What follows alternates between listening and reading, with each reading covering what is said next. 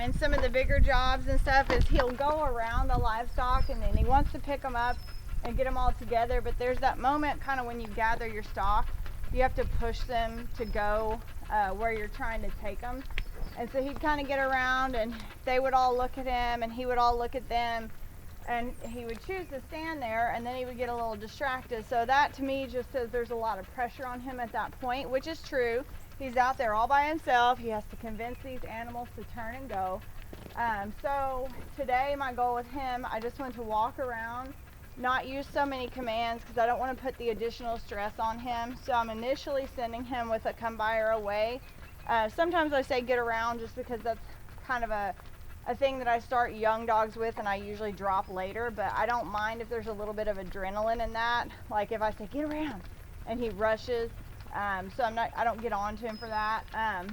Anyway, so mostly just wanting him to pick these cows up and kind of keep them moving. And then what I have noticed too is, like, especially in here, these guys get to where they want to stand in one place. So if one set kind of breaks off and wants to stand, I'm just scolding him a little bit and then moving to a position where it makes him have to move to make them move.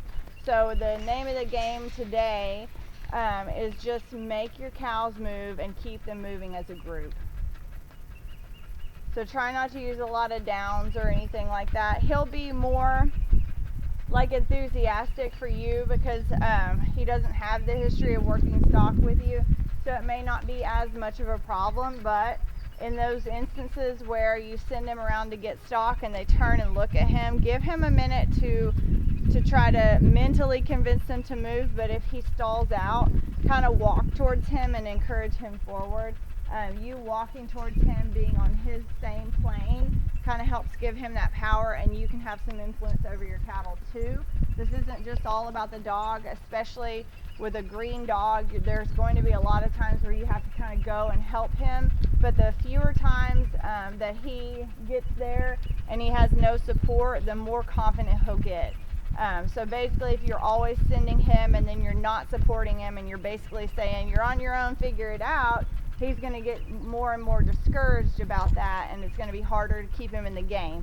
So it's better to go ahead and support your dog in the beginning and then fade that help out as he gets confident. And the thing that I notice too is dogs really do, they start to learn your property, your fences, where your gates are, and they learn your cattle too.